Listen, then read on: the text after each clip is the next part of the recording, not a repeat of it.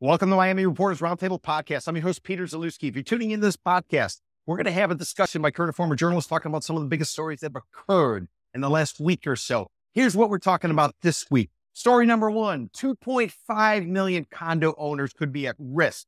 Why? Because a court decision basically is turning upside down this whole idea of condo buyouts related to the condo cliff of 2025. What else are we talking about? Well, the average insurance cost in Florida is about $11,000 each. And more importantly, a survey done says 40% of people with homeowners insurance are feeling as if they could lose it. What else are we talking about? We're talking about a condo, pre-construction condo office. It actually blew up for one of the biggest developers down here in South Florida. We'll tell you why. We'll tell you which developer. We're also going to talk about Edgardo Di Fortuna. Gentleman's been building condos and selling condos in South Florida for over 40 years. One of the local reporters had a sit down with him. And we're going to tell you what Edgardo has to say about the future of South Florida real estate in the foreseeable future. We're going to also get into Blackstone. Blackstone, the world's largest commercial real estate owner. They're in a buying spree in South Florida. We have the reporter who wrote the story, and she's going to be able to tell you why they're buying. And then finally, we will wrap up the podcast. The relationship between landlords and tenants. Well, it didn't go very well in Little Havana. A couple 30-somethings beat the heck out of an over 70-year-old landlord. Mr. Fackler is going to give us some insights as to what to do if you are a landlord, if some of your tenants don't want to pay. So on the other side of the break, we'll get into our stories. Welcome to the CondoVultures.com podcast with your host, Peter Zalewski, a Miami real estate broker, Wall Street consultant, and expert witness. This podcast is focused on identifying real estate buying opportunities in the South Florida condo market of Miami-Dade, Broward, and Palm Beach counties. The CondoVultures.com podcast is not authorized by the South Florida real estate industry and will most likely annoy many of the region's talking heads. This podcast will feature straight talk and salty language that could be offensive to some. Please remember that past investment success does not determine future gains, especially in South Florida's volatile condo market. For more information, please visit CondoVultures.com. Don't buy a South Florida condo, discounted or distressed, before taking a Condo Vultures correction tour. CondoVultures.com offers weekly bus and walking tours that focus on educating buyers on the how-tos of identifying discounted condos, analyzing the opportunities, and purchasing units. Every tour attendee receives a list of all condo projects in a particular market, a market assessment handout, and unmatched expert analysis. For more information on the condo correction tours, please visit condovultures.eventbrite.com. This is Peter Zalewski of the Condo Vultures podcast. I hope you're enjoying the podcast. And I wanted to alert you that if you have a property that you're looking to sell in the Tri-County, South Florida area, I would encourage you to reach out to Jenny Cortez, a licensed real estate broker with CVRRealty.com. She's my partner. She's been in the business for north of 15 years. More importantly, she knows the market. She knows how to get a deal done. And she also realizes that it's more important to get a price that you can accept and sell the property rather than to hold firm on some price that's never going to be achieved and ultimately languish on the market. So if you're looking to do a deal that you want a skilled expert who can help you sell a property, reach out to Jenny Cortez at 305-865-5859, 305-865-5859, or visit her website, cvrrealty.com. Welcome to the Miami Reporters Roundtable Podcast. I'm your host, Peter Zalewski of Condo Vultures. If you're listening to this podcast, you can hear a conversation by current and former journalists talking about some of the biggest stories that occurred within the last week or so. I have three other journalists with me on this podcast. We're going to discuss 6 stories that I handpicked, send them off to the journalists, ask them to give them a read and give us some perspective. The objective of the podcast is to cut through some of the hyperbole and give you, the audience, an idea as to what might really be going on. So let me go ahead and introduce you to the members of the podcast this week. Then we will get into rules of engagement before ultimately getting into the 6 stories. Let's start off with a gentleman who was a journalist for over 25 years. Right now, he has his own public relations and marketing firm. His name is Jean Gruss. The name of his company is Gruss Communications. Check out his website, GrussPR.com, GRUSSPR.com. And look him up on X, which is formerly Twitter. Get him at Jean Gruss, JeanGruss. Mr. Gruss, how's it going? It's going great, Peter. Another great episode coming up.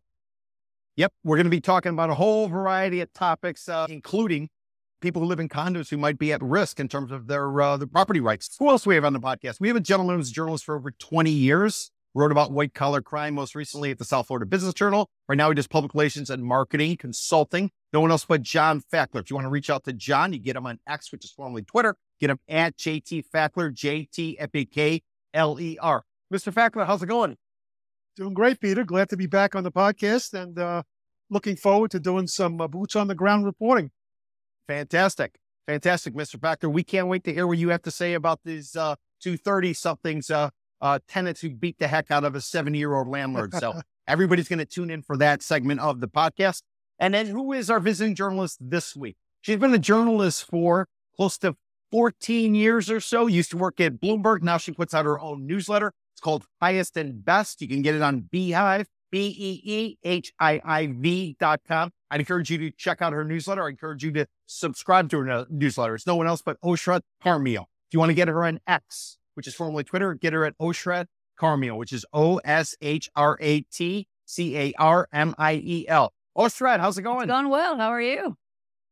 Doing well. Doing well. Before the podcast, you mentioned that you made the trip from Boca Raton, where you're based out of now, down to Miami. What is your reaction if we're going into the summer season, which tends to be a little quieter and not as chaotic, so they say, is the winter buying season, which is typically November through April? Well, it's not quiet yet. I mean, if you're looking at the traffic, I took me 2 hours to get from Brickell back to Boca, but maybe that's the point. So it's I'm not seeing a summer season yet, but I don't live in Miami, so I don't know if this is normal.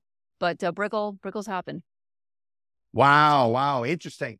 Well, that's something we'll have to pay attention to, especially as we go deeper into the summer.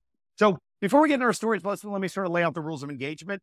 If you have any questions, you have any comments, you like what we're saying, you dislike what we're saying, please reach out to us on X, which is formerly Twitter. Get us at Miami RRP, which stands for Miami Reporters Roundtable Podcast. It's not AARP, it's Miami RRP. And final tidbit is the show is sponsored by my firm, CondoVultures.com, CondoVultures.com. If you're looking for any statistics related to condominium, you're looking for expert witness work, consulting, or even buy-side brokerage, go ahead and reach out to us. We'll go to CondoVultures.com, and I encourage you to sign up for our newsletter. So all that being said, let's go ahead and get into our stories. Again, I handpicked 6 stories, send them off to the journalists, ask them to give them a read, and now we're going to discuss it one by one. So we're going to start off with story number 1. It's John Bruce, we're going to go to you with this first story. This piece is coming out of the Miami Herald. It's actually an op-ed piece, which is something that was written by a member of the Florida legislature, and it has to do with condo terminations, condo buyouts, and a variety of other things as a result of the Champlain Tower South collapse. So let me go ahead and read you the headline, then the first couple graphs, Sean, then I want you to comment. Again, Miami Herald, headline, recent court ruling threatens property rights of 2.5 million Florida condo owners. And here's the first couple graphs, Sean. More than 2.5 million Floridians enjoy the benefits of condominium lifestyle. Multi-story towers allow residents to live close to beautiful views, their workplace, their families, and or fun recreational activities. However, owning a condominium unit also comes with a significant financial obligation. It's not just the cost of purchasing a unit, but it's the investments that must be made to maintain and support the infrastructure to protect the value of your investment and the people who reside in it. In 2022, the Florida legislature passed a law to protect residents of condominiums from unsafe conditions like those that led to the tragic collapse of Champlain Tower South in Surfside 3 years ago, killing 98 people. It was a devastating loss and fueled fear among other Floridians living in the condos about their safety. John, the story goes on to say that a group came in and tried to buy out all the individual condo owners of a building right there in the Edgewater area, upgraded out to Miami. Most, if not all, of the owners agreed to sell. There were a few holdouts. I think it was somewhere in the ballpark of 10. Those 10 that did not want to sell to a developer, so that developer could terminate the condominium, knock it down, and put up something brand new. Those people who did not want to sell ended up suing. They lost the initial lawsuit. They then turned around, took an appeal, and an appellate court ruled in their favor. And this column is talking about how basically anybody living in a condominium could have the right to veto a termination going forward. So there could be one holdout and basically disrupt the whole apple cart, as the cliche goes. What do you make of that, John? Well, I mean, look, it's the legislature's job to create laws that hold up in court, and basically it didn't. So, I mean, and I think there's quite a bit of hyperbole in the story in the op-ed. I mean, it's an op-ed, so yep. 2.5 million people, 2.5 million condo owners. Okay, that's a little bit of a hyperbole there. The fact of the matter is I think everybody has a price. These 10 holdouts, I mean, maybe, my guess is they're holding out for money. So, I mean, there's this really simple solution to that. But, I sort of agree with this op-ed, but at the same time, I think that, it is a legislature's job to remedy any loopholes or problems they see in the law. And, she actually wrote that she's going to do that. So, I think as the legislature reconvenes, we're going to see changes to the law, fix some of the loopholes, and whether whose property rights are being trampled on here. Is it like those 10 or not? I mean, that's for the legislature to decide. So we'll see how it holds up in court.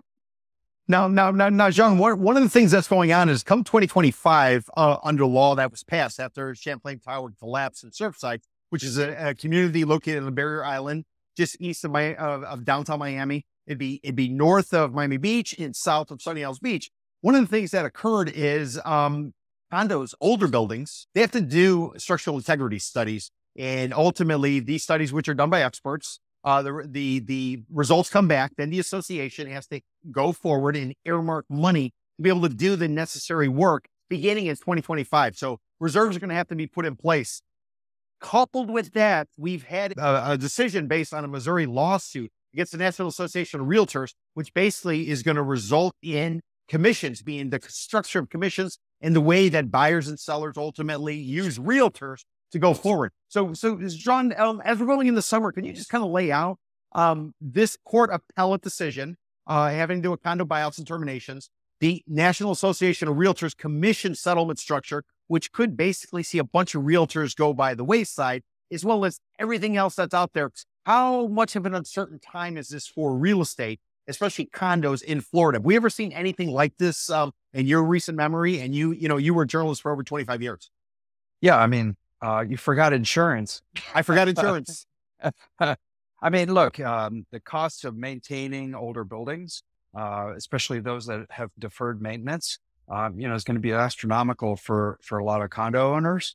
But that's part of the education process for condo owners. I mean, these buildings have been kicking the can down the road for years and years, and now they got to pay up. So fortunately, we're still in a relatively healthy market where you could actually sell out to a developer. But if the market turns and there are no developers to buy your building, I mean, that's when the trouble is really going to start.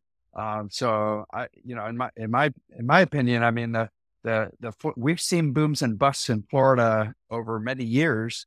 And, right now, I mean, we're probably at the tail end of a boom, but, we're not in a bust. So there is an option for condo owners to sell out to developers. And if I were a condo owner in one of those buildings, and it was uninhabitable, like the one that's involved in this court case, I mean, I'd be definitely selling out to a developer for redevelopments. I mean, that's really your only option other than paying an exorbitant amount of money to rehab the building.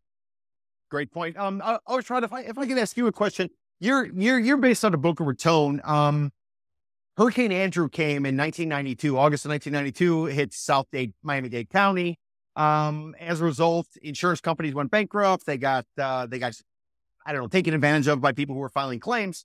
So in order to get insurance companies back, some 20 something years ago, 30 years ago now, Miami-Dade County had to put in place certain requirements for construction that didn't necessarily apply to places like Palm Beach County, or maybe like the Treasure Coast, which would be Martin County, St. Lucie County, Indian River, even Broward County to a certain extent. So Oshrat, I guess what I'm wondering, are you hearing anything, because you write about real estate, you cover real estate and you're based out of Boca, are you hearing anything about things going on in Boca Raton, or the northern portion of what we would deem South Florida, which is Miami-Dade, Broward, Palm Beach County? Well, I mean, I think you have certain parts of Boca Raton off the water. I mean, so you really are talking about if you're living on the beach, or if you're living further away from the water. So I mean, you are. Well, I could tell you when you look at listings here, a lot of them will tout the distance from the beach, which is odd, because you usually you tout how close you are, but for insurance purposes, I've actually seen listings and I've actually seen people tout how far away from the beach you are. Really? So I thought that was interesting. I've seen a couple of listings like that, and I kind of put the little flag to kind of, look into that a little bit more. So I mean, there is that. I don't know about in terms of condo terminations or that issue up here. I imagine that you're seeing a lot more of them in Miami. You've got no coastline left, so here's a really great opportunity to take advantage of that.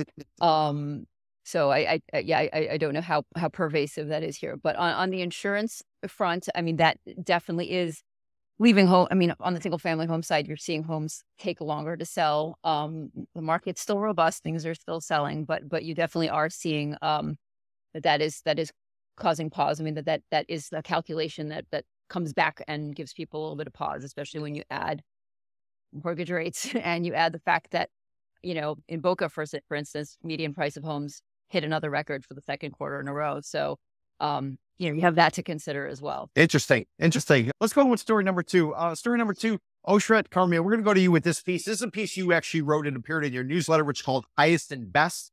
Everybody can check it out on beehive.com, which is BEEHIIV.com. Highest and Best is Oshrat's newsletter. So here we go with the headline and the first couple graphs, Oshrat. Then I want you to provide some insight. You wrote about it. You might not be able to comment, but you can at least provide some insight for us. So here we go. Mortgage rates. Home insurance is the problem. And here we go with the first couple graphs. Home insurance costs are rising everywhere, boy. They remain highest in Florida, where the average annual rate was nearly $11,000 last year. And they're going higher. Homeowners in the state could see insurance costs rise by another 7% in 2024 to an average of $11,759, according to Rate Tracker in Surify. Wow, and haven't heard about them. Interesting. I got to look that up. And that could push Florida home ownership even further out of reach for those already burdened with ever-rising prices and U.S. mortgage rates at top 7%. Oshrat, and reporting out the story, $12,000 in insurance on average in Florida, and how does that compare to maybe what you or maybe what the study found nationwide? Well, it's the highest. I mean, every year for quite a while, Florida always seems to be the highest. The thing is, it gets singled out as such, but insurance costs are rising everywhere nationwide. So, I mean, yeah, even if your insurance average is about $8,000, but it rose 20%, you're not feeling too good if you're outside of Florida. I think the concern is that you have in Florida, California as well, and in Texas as well, but Florida, you had a lot of insurers, national insurers, and exit the market. Simply said, it's not profitable to be here. We're not paying things out. So that's left fewer choices. Citizens, which is the insurer of last resort, still has the highest market share of people on its plan in Florida. I mean, it is the biggest insurer. It's the public insurer. It's also very expensive. But ultimately, the concern with insurance in Florida, other than the price, is the fear that your insurer is going to drop you, the fear that your insurance is going to rise, or that it will will cut what it's willing to cover. But the fear that your insurer is going to drop you and you have a mortgage and you need insurance, I think, is the pervasive Floridian fear. And let me sort of provide some data to what you're sort of referring to, because you have it in the article. The story says, of the Floridians who reported a change in their insurance, 12% described change as being dropped by their insurer. Another 28% that said that they fear the insurer will drop them altogether. How do you sleep well at night, rhetorically, if you don't know what the hell your insurance price is going to be? Jean has talked about it all season. We're in season 5.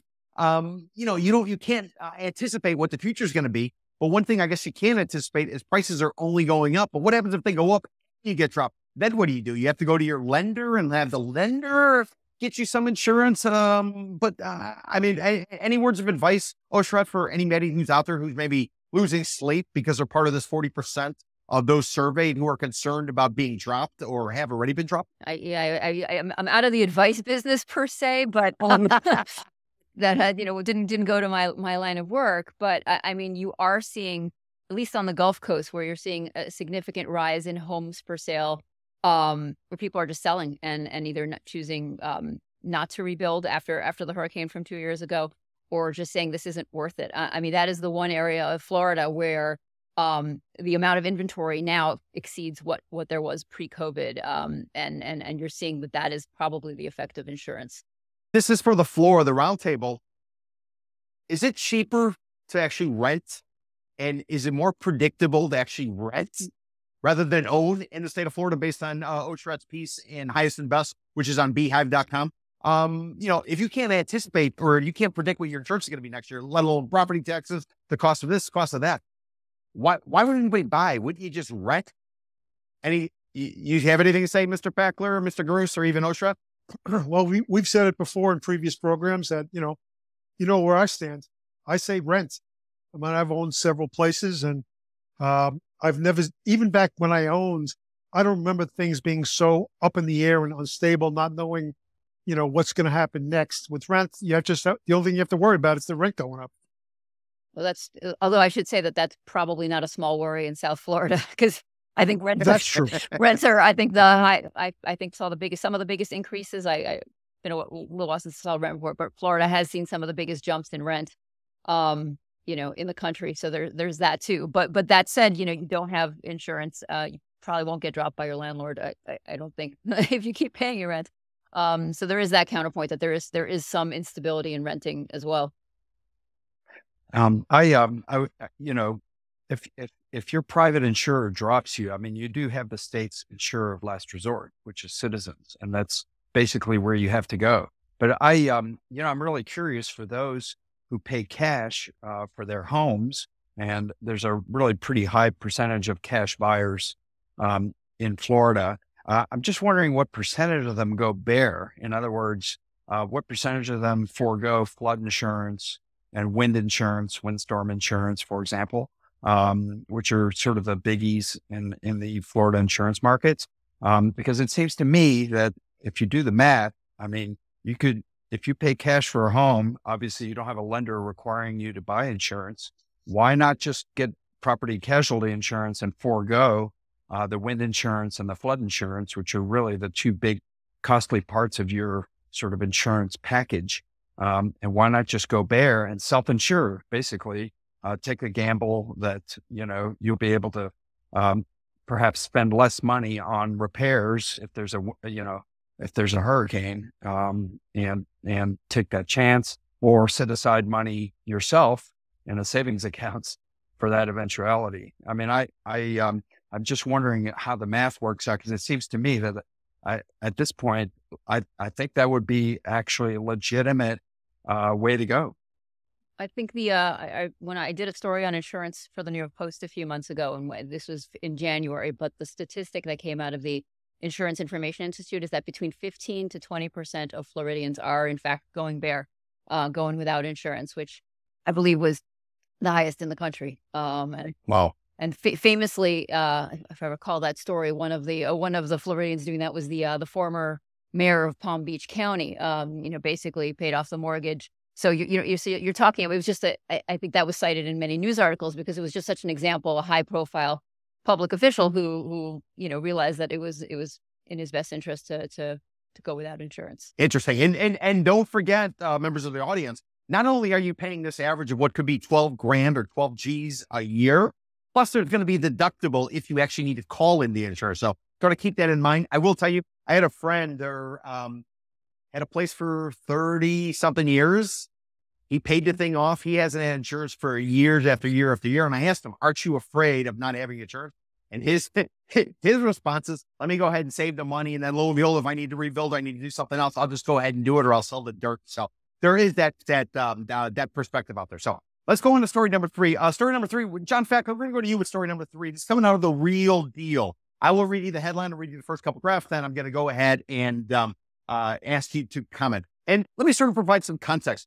Anybody who's trying to develop a condo in South Florida, especially somewhere on the barrier island or somewhere on the water, typically what they do is they buy the piece of dirt, they go to the city, they get some sort of approval, they got their renderings, they bring in some mobile homes or trailers, they put them together, they build them out, they offer an example of what the kitchen will look like on the brand new tower, what the bathroom will look like. They buy a bunch of booze, they hire a bunch of good-looking people, and they put on a party. They put on the party November through April, and they do it over and over and over. They get people to put down deposits, and then lo and behold, 3 years later, once the building is sold out, they knock this thing down, typically a sales office cost a minimum of $1 million for this 3-year period, but it gives the developer to go ahead and sell a dream to somebody who's going to come in and make a commitment to buy a condo that'll be delivered sometime in the future. So that is what a pre-sale office is, and that's what we're talking about with this story. So, Mr. Fackler, real deal. I'll read the headline for a couple graphs, and I want you to comment. Explosion and fire at related Casa Mar sales galleries. And some firefighters described the blaze shooting into the air in Pompano Beach. Anybody doesn't know where Pompano Beach is? It's located in Broward County, northeast Broward County, north of Fort Lauderdale and south of Boca Raton. And here's the first couple graphs, Mr. Fackler, that I want you to comment. Firefighters responded to firing reports of an explosion over the weekend at related groups Casa Mar Pompano Beach Sales Gallery. Pompano Beach Fire Rescue was still at the scene of the fire at 911 North Ocean Boulevard Sunday morning. WPLG Local 10 first reported a transformer near the sales gallery exploded, and high winds carried the embers over the trailer onto the property. There were no injuries and no other structures damaged. Firefighters reported seeing a blaze shooting high in the air as they were arriving at the scene, according to a spokesperson for the fire department. The trailers were a total loss. Sandra King, a strategic communications administrator for Pompano Beach, told The Real Deal. The fact that the flames were even able to reach the trailer made it somewhat of a freak accident, she said. Witnesses first reported seeing smoke and hearing a loud explosion in the early hours of Sunday morning. I could see this huge red flow of fire going up into the sky, local resident Tina Moon told WPLG. Mr. Fackler, anyone who's been in South Florida when there's a condo boom, they're going to see these trailers everywhere. They probably don't realize they typically start off at about $1 million or so. They have a shelf life of about 3 years or so, depending on sales pace. What do you make of this? And have you ever had any experience going into these sales centers or going to any of these parties where developers basically are burning cash, trying to incentivize people, come in, buy into the lifestyle, and ultimately put down a deposit to buy a pre-construction building, which will be delivered several years from now? Well, actually, yes, I have. And I can actually do some boots on the ground reporting about this. Okay. But just the first I wanted to mention in the story, apparently related, was unconcerned about the cost of everything you mentioned, of the trailer burning down and nothing being left. Their argument was that, well, we don't really care because everything's pre-sold. So they had no need to for it. But I guess these things are, once they're carted away, maybe they were a write-off for them or whatever. But it's actually, I just thought it was weird they were so unconcerned about it. But getting back to the sales gallery, in fact, I was involved at one point. Peter, you may remember this many years ago. It was a Perez project. I don't know if it was on the beach. George Perez of the related group, not related, the related companies, which is Stephen Ross out of New York, the owner of the Miami Dolphins. But George Perez, who's probably historically one of the largest or most active vertical condo developers in Florida. Go ahead. Correct. Mr. Beckler. Now, I don't recall if this was actually a trailer. The sales center was not a trailer, but still, Perez was going to be the keynote speaker. They were launching this project. The place was packed with people, everybody there to kiss the ring. I recall very vividly, they had this huge sushi table. It was like, I don't know how long it was. So I'm trying to get all my sushi in the plate before he begins to speak. And, I finally get the last few pieces of my plate and the whole room goes quiet. I'm like, well, what's going on? I turn around, everybody, including Perez, is staring at me. And I'm like, what did I do? He's like, okay, let me, So I went and I sat down and, they were all looking at me like, nobody knew me, of course. I sat down and was like, okay, I didn't give a rat's ass, but no, I do recall, I don't know how many keynotes Perez did at these other sales centers, but that one he did, and it was memorable. And for the floor, for the round table, $1 million on a couple trailers, you put them together, you buy some booze, you get some good looking people, and you try to peddle these units, losing a sales office. Is that really an important thing nowadays, given the fact that we got the internet, given the fact that we're going into summer? Typically our busy time is when it's not hurricane season, when the weather's nice here and it's bad in the Northern Hemisphere. You guys think that this is a big deal? It's not a big deal. And in terms of the building being mostly pre-sold, isn't that what every developer says? Probably. I always just say, as a writer, you just hope it's not a metaphor for the market, That's, you say to yourself, it seems like a fire, but if you look back later, a couple of years later, and you say, well, surging flames, and you just kind of hope it's a freak accident and then leave it at that. And Oshrat, have you been to many of these launch parties in South Florida? And if so, how would they compare to the New York, New Jersey area where you were based and you were working for Bloomberg? They're about the same. They're just not in high. I mean, well, the ones in Manhattan some of them tend to be like in a high rise or some other version of a building, but they're about the same. I mean, it's fancy food, fancy people, drone videos, and usually some kind of surround sound situation. Pretty much the same.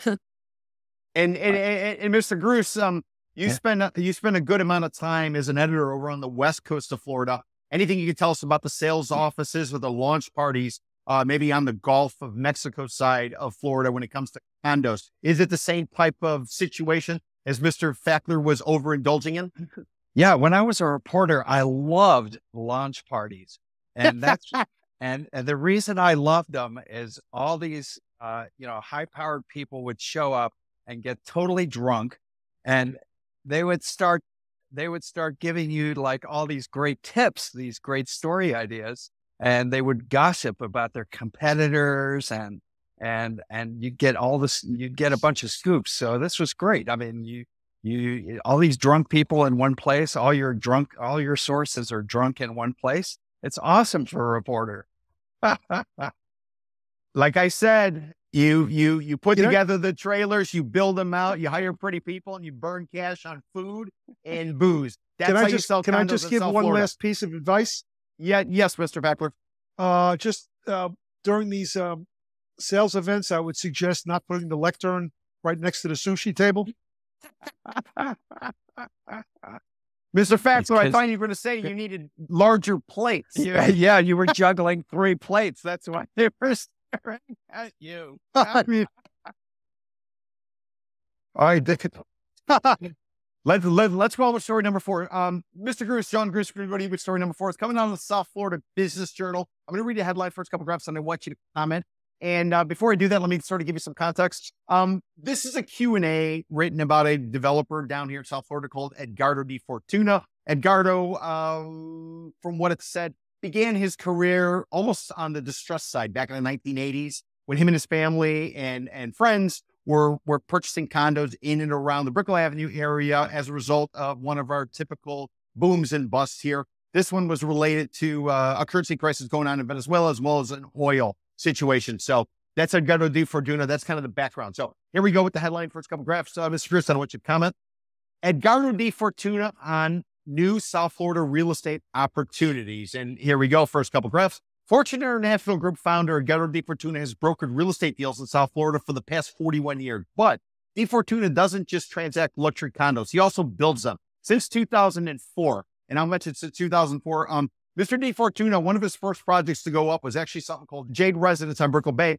When he put that thing up, he was the first condo developer, and memory serves me correct, in Greater Miami, to break $500 a square foot for a luxury. And I will tell you, it was a luxury project to go up in and around that area. So since 2004, Di Fortuna has developed or co-developed more than a dozen projects in South Florida, with several more in the pipeline or under construction. In Sunny Isles Beach alone, Di Fortuna has either completed and or is actively building 7 luxury condo towers. Di Fortuna's Fortune and Ricardo Dineen's Oak Capital are building the Twin Tower Ritz-Carlton Residence Pompano Beach, and Fortune has teamed up with Bay Harbor Island-based Blue Road to build Nexo, a 15-story short-term rental building in North Miami Beach near Sola Mia, which is Biscayne in 150-person terms of Sola Mia. John, why don't you tell us what the takeaway is of this Q&A with a gentleman who's been building condos and selling condos, and what is his outlook on South Florida real estate market, short and midterm? Honestly, Peter, I mean, I read through this story and I did not learn anything from it. I was actually kind of disappointed because here was an opportunity to interview one of the leading broker developers in our region. And unfortunately, when you ask sort of general questions, and you're going to get sort of general answers back. You're not going to get specifics. And, one of the things is when I was a reporter and I was getting ready to interview someone that had been in the market a long time, was a leading voice in the market, Like I would sit down with an editor and we're going to be like, okay, what are we going to ask this person?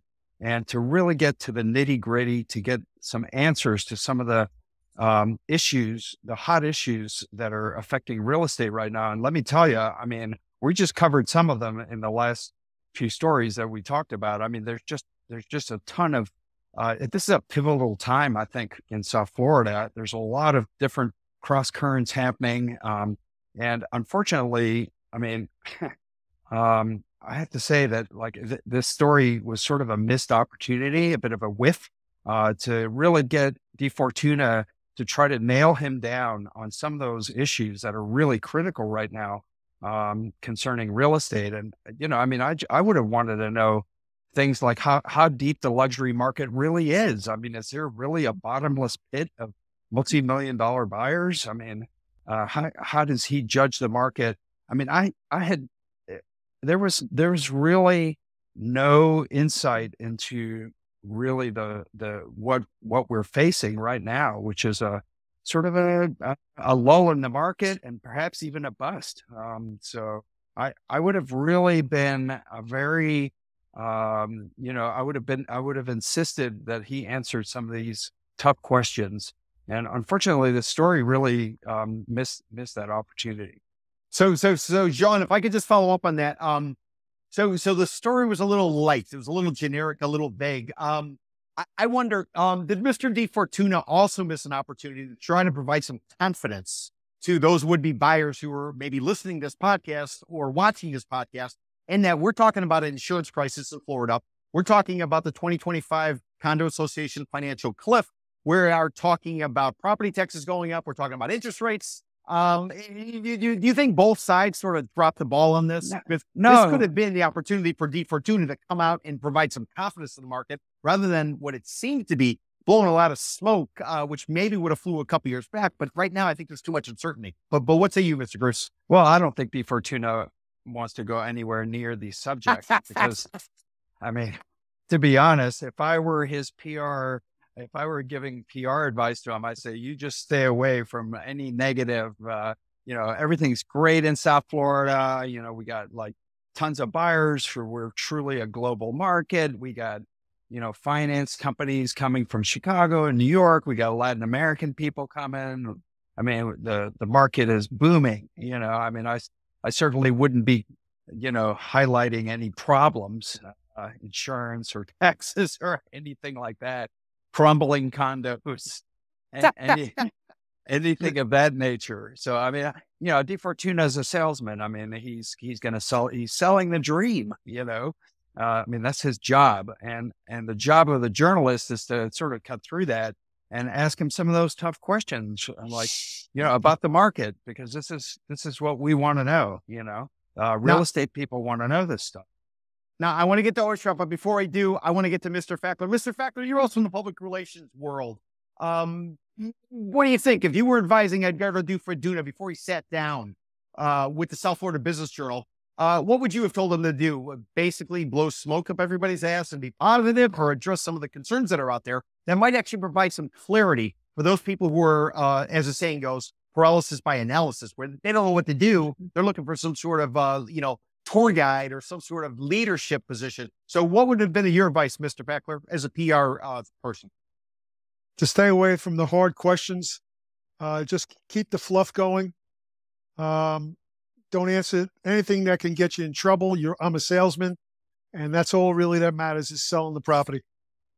Oshrat, what do you make of this former New Yorker, John Fackler, saying, stay away from any kind of substance? You were somebody who's out there reporting, putting out your newsletter, highest and best on beehive.com. Now's your opportunity to sort of talk to a public relations person. What do you have to say to Mr. Fackler? Well, I guess don't do any interviews then, right? I mean, I think if you're gonna do an interview, you should open yourself up to the potential that somebody might quiz you with data, you know, and yeah, you can have that same answer. I mean, I've, you know, come in being like, hey, you know, if there's gazillion new condos being built in Manhattan, and why are you building 3 more? And, you know, you can just say the same answer, but you're going to get that question. But, you know, going back to that specific story, there was something that I guess I wished were asked, because I believe, and I just called it up, because the Real Deal had a story about that the Sunny Isles St. Regis project that De Fortuna is co-developing, and that they had got it was called like a land construction loan, but it wasn't a construction loan. It said that that's coming in August. Like it wasn't 100% clear, but it sounded like it was a little bit of a top off until a construction loan can happen. To me, I mean, whoa, that's good. I want to know more about that. Like, they're saying it's 80% sold. They're saying, and I know I know, I know you have data that different data sets. But to me, that was my question, which is, you're saying 80% sold. Its construction has started, but the construction loan isn't officially there.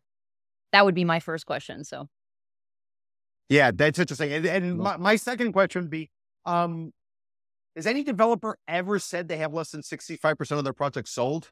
Mr. Fackler, Mr. Bruce, have you guys heard any developers say, "Wow, I'm 13% sold"? 30. Well, I think Oshrat brings it. Well, Oshrat actually brings up a really good point, which is the financing for some of these projects. I mean, I have to say, like, I'm surprised some of these projects are getting financing at all. And then, obviously, some of these projects are getting started without any financing. Wow, without a loan. That's pretty shocking. That's very speculative, and that's a big gamble. And I would have sort of the similar questions. Yeah. Mr. Factor, would you have any questions if you put back on your reporter hat? We already got your PR take on it, public relations consultant take on it. If you were a reporter, what question would you have? Very similar to what we've heard here on this program. I mean, it's just I just know, the game, and the game is it's very hard for reporters. In this case, I mean, I think the reporter tried working his way around and trying to get some tough questions in, but it doesn't work. Most of these developers have very expensive PR firms who already, gave them advice, and it's going to be a hard game unless you do your reporting is on public records and maybe some sources that you can get, but trying to get that out of developers like trying to get blood out of a stone. Yeah, very interesting conversation. And that's why we do this podcast, try to cut through some of this stuff. And I would give everybody a tip. In my mind, every time I hear a source or someone being questioned, when they respond back to the reporter, that's a great question. That tells me that this person's been prepped. So Let's go on to story number 5. Story number 5, this is a piece that's coming out of Highest and Best. This is a newsletter put out by Oshrat Carmiel.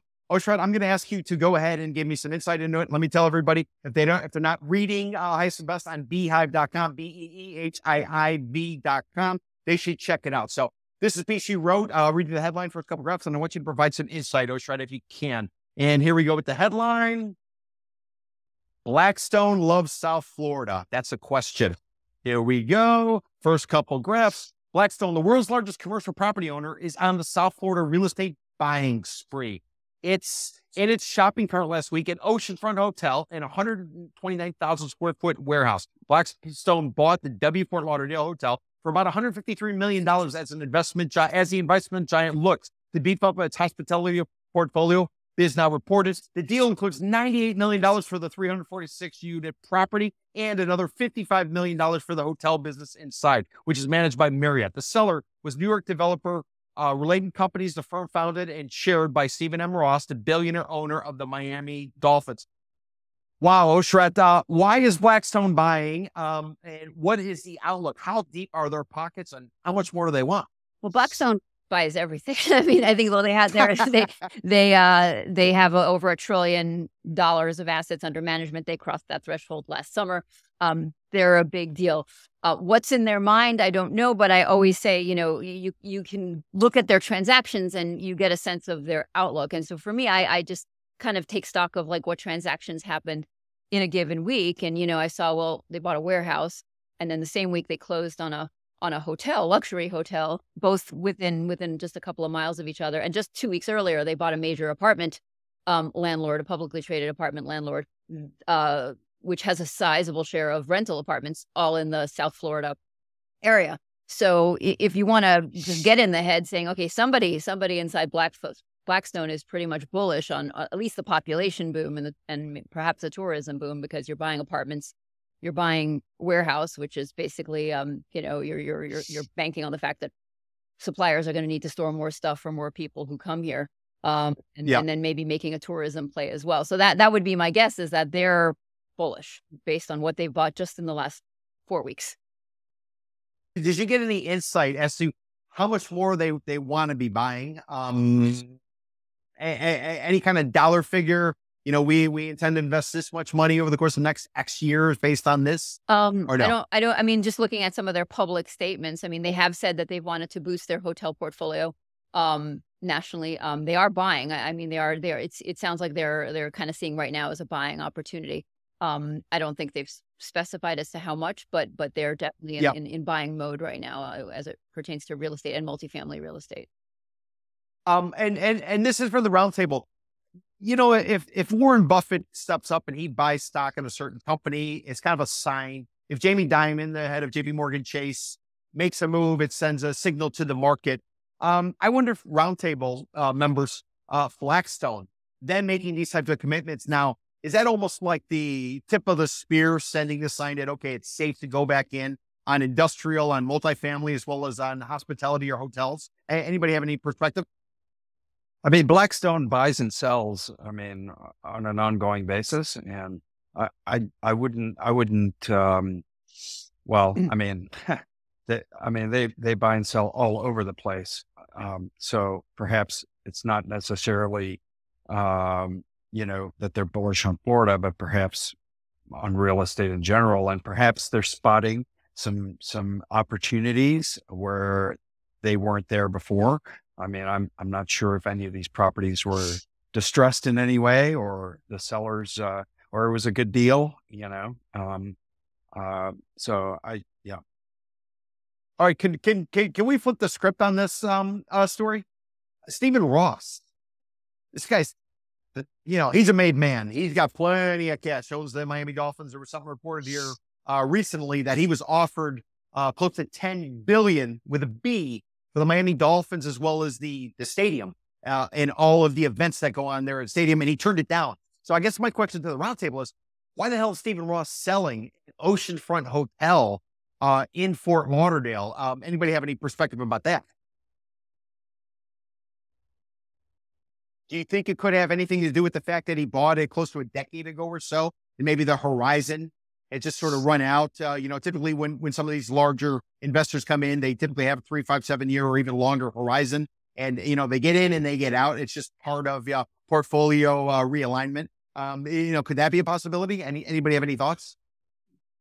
I would guess he's got a lot going on. I mean, he's building out West Palm Beach, got condos, got offices. You got a lot going on.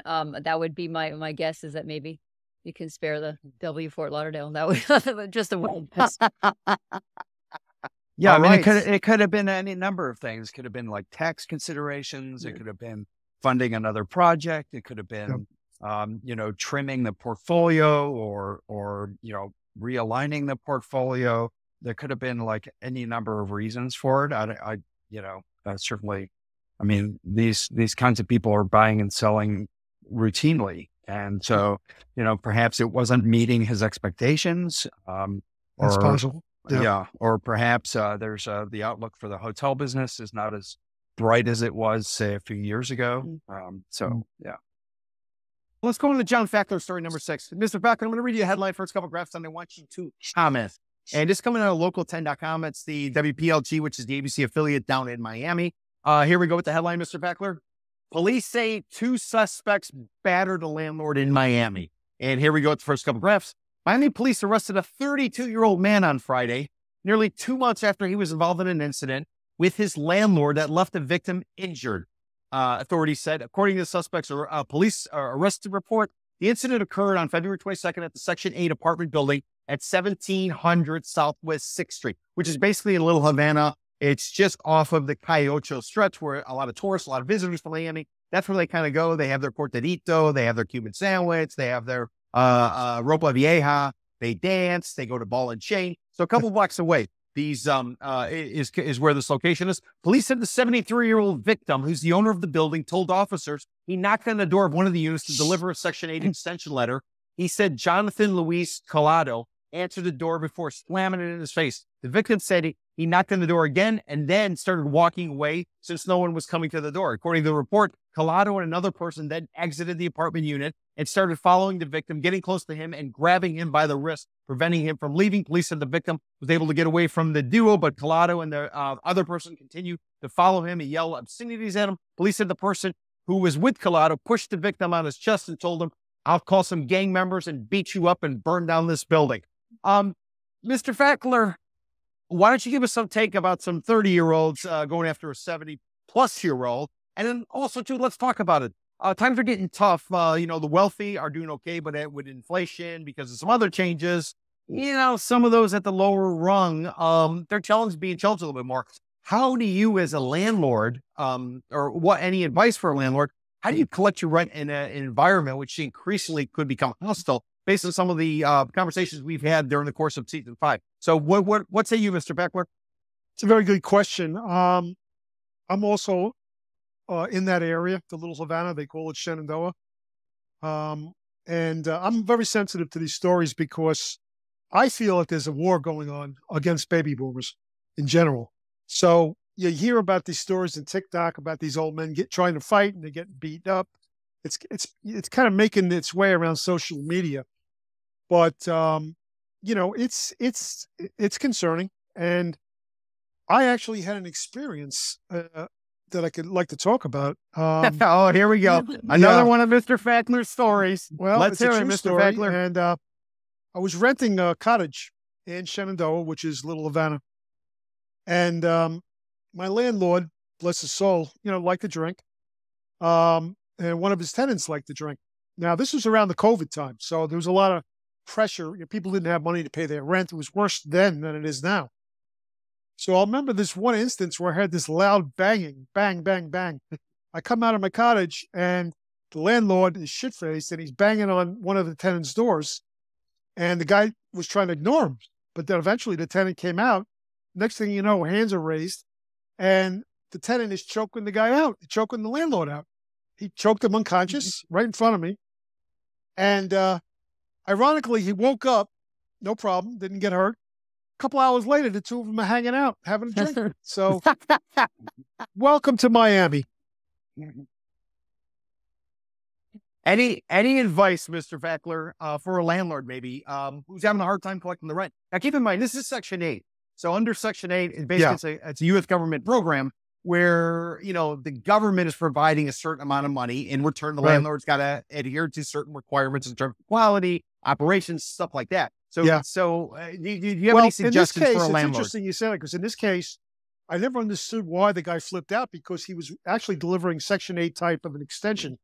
So he wasn't hassling the guy or asking for rent. He was just having him, sign this extension and, trying to be a good landlord. And I guess maybe he caught them at the wrong time. Who knows what they were doing? So they come flying out and attack the guy. So, I mean, once again, it's a tricky question you're asking me, because there really is no solid answer. A lot of these rentals are month to month. Not everybody's on a lease. So the landlords have less power to do anything. So it's really, your word against mine type of deal. So without those leases, and that's very common, by the way, in Little Havana and that whole area. In fact, I wasn't on a lease myself. So, I know from what I speak, and I just think it's real difficult ask for landlords. If they don't have a lease, if they got a lease, they're just going to have to go through the typical steps, the typical legal steps.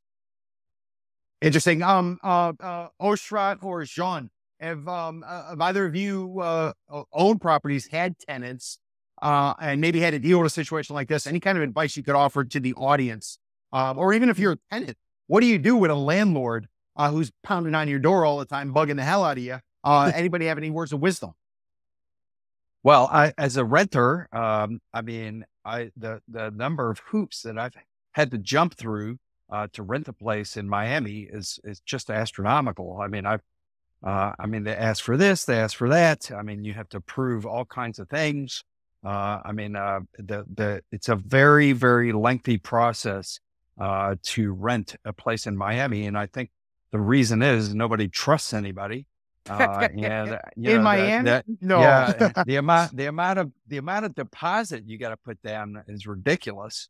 And all kinds of security deposits, and the lease terms are quite lengthy and very detailed, and you have to jump through a whole lot of hoops, prove your income, prove this, prove that.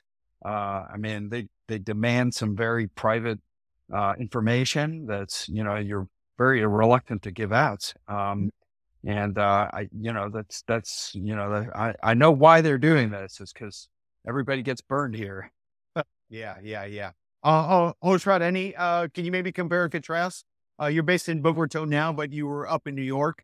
How does it work up there versus down here? Have you had any experience or any kind of insight you can offer? Well, I'm a longtime renter in New York. Well, I never did beat up a landlord. I can. That's just not in my history. Although I think in New York, I mean, if you live in a building of any substantial size, you're dealing with a rental office, and you never really see the landlord. No, I mean, I think the reason this story resonates is that I think popular culture has a cartoonish view of landlords, right? You got the monopoly guy with the top hat and the monocle, and it's the guy you're supposed to you're supposed to think is the bad person. But ultimately, in this particular case, as in many, it's a small business owner. It's a small business owner just trying to run a small business. But I think the story resonates because there is that cartoonish view of landlord-tenant relations. No, that's a great perspective. And I can tell you, I've had some, I've owned some properties and I've had some tenants, and my approach was always price it competitively, if not below market. This way I had plenty to choose from in terms of the right type of demeanor and the personality. Because, if you can, my experience has been, if you can have a good relationship with your tenants, it's probably going to be a little bit easier in situations like that rather than, fisticuffs like Mr. Fackler has witnessed.